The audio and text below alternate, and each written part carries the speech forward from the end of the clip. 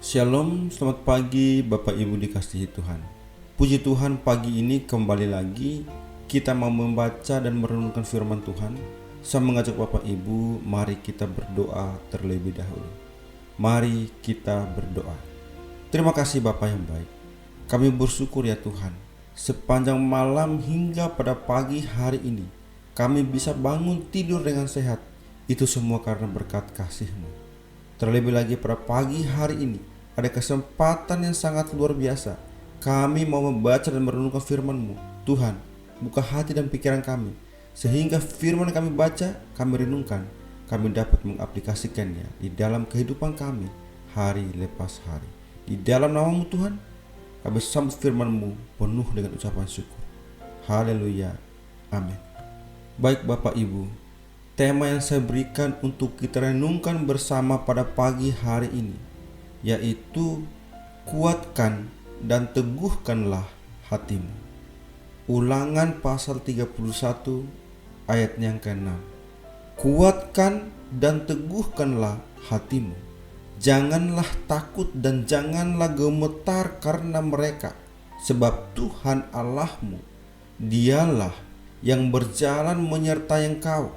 Ia tidak akan membiarkan engkau dan tidak akan meninggalkan engkau. Bapak, Ibu, Saudara yang dikasihi Tuhan, mengutip buku Air Hidup oleh Indrawan Elias, Yosua adalah seorang abdi Musa. Hampir seumur hidupnya didedikasikan untuk mengabdi kepada Tuannya. Yosua tidak memiliki hak atas dirinya sendiri, sehingga ia harus menerima apa saja perbuatan yang dilakukan tuannya kepadanya, entah itu baik atau buruk. Namun ketika tuannya itu meninggal, Yosua lah yang dipilih Tuhan untuk menggantikan Musa menjadi pemimpin Israel. Yosua yang selama ini sering dihina berubah menjadi orang yang mulia. Ini tertulis dalam Yosua pasal 1 ayat 2 dan 3 yang berbunyi, "Hambaku Musa telah mati, sebab itu bersiaplah sekarang, seberangilah sungai Yordan ini, engkau dan seluruh bangsa ini, menuju negeri yang akan kuberikan kepada mereka, kepada orang Israel itu.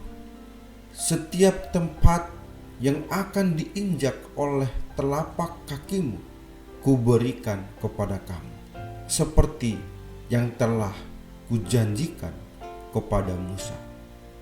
Hidup ini adalah peperangan. Mau tidak mau, kita pun harus menghadapinya. Namun saat menghadapi tantangan besar yang diiringi ketidakpastian, kerap kali kita pun merasa tegang, bahkan takut.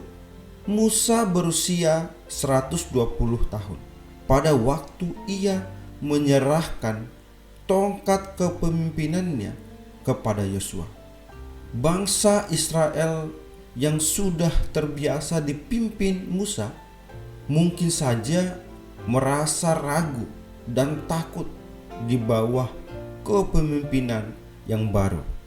Musa mengerti kegelisahan mereka.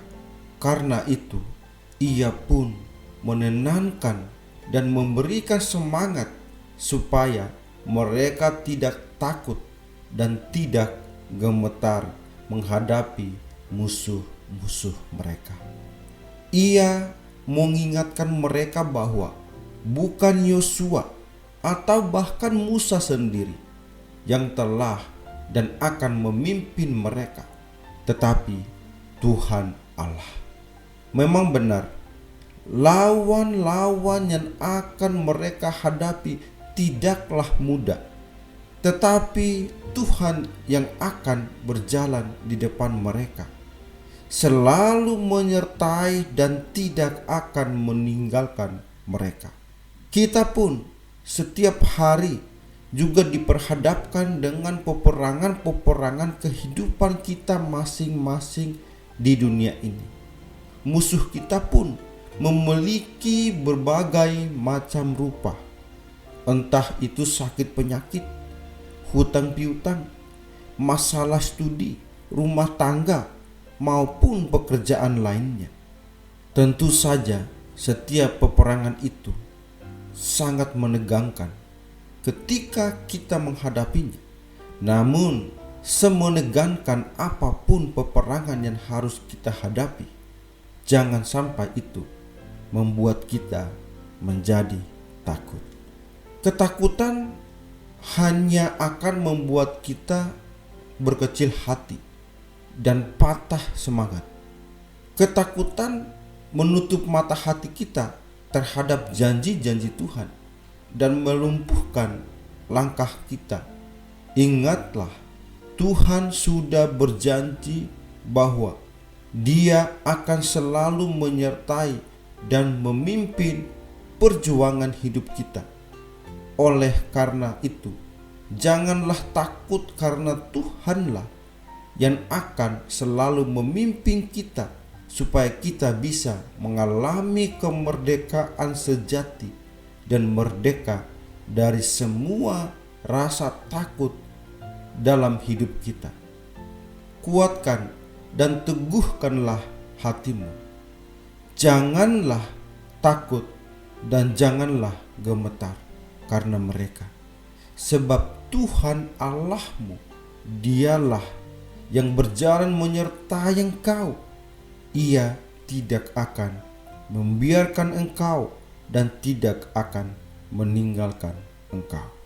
Amin. Mari kita berdoa. Terima kasih Bapa yang baik. Kami bersyukur ya Tuhan, pada pagi ini kami kembali diingatkan oleh firman Tuhan, supaya semakin hari hidup kami semakin kuat dan teguh di dalam Tuhan. Ya Bapa, biarlah firman yang sudah kami dengar, kami dapat mengaplikasikannya di dalam kehidupan kami hari lepas hari. Ya Tuhan, sebentar lagi kami akan melanjutkan setiap kegiatan kami, aktivitas kami. Tuhan, pimpin dan bimbinglah kami, sehingga apapun yang kami lakukan, biarlah semuanya itu hanya untuk memuliakan nama Tuhan saja. Terima kasih Bapa yang baik, terima kasih. Kami serahkan waktu kami sepanjang hari ini ke dalam tangan Tuhan. Di dalam nama-Mu Tuhan, kami berdoa dan kami bersyukur. Haleluya. Amin.